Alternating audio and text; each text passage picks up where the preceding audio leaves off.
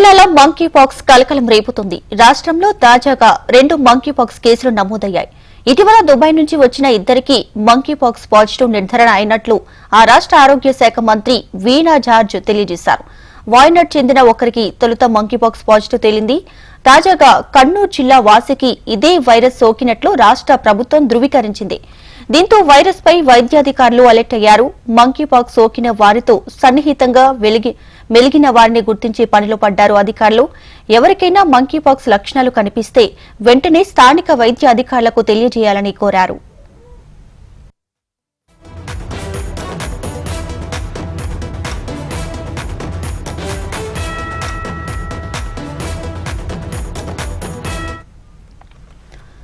కేరళలో monkey pox కలకలం రేపుతుంది. తాజాగా 2 మంకీ పాక్స్ కేసులు రాష్ట్రంలో నమోదయ్యాయి.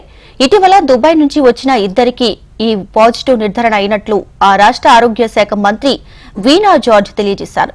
వాయనాడ్ చెందిన ఒకరికి తొలుత మంకీ పాక్స్ పాజిటివ్ తేలింది. తాజాగా కన్నూర్ జిల్లా వాసికి ఇదే వైరస్ సోకినట్లు రాష్ట్ర ప్రభుత్వం ధృవీకరించింది.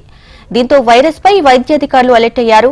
మంకీ పాక్స్ సోకిన వారితో సన్నిహితంగా మెలిగిన వారిని గుర్తించే పనిలో పడ్డారు అధికారులు. ఎవరికైనా మంకీ పాక్స్ లక్షణాలు కనిపిస్తే వెంటనే స్థానిక వైద్య అధికారులకు తెలియజేయాలని కోరారు.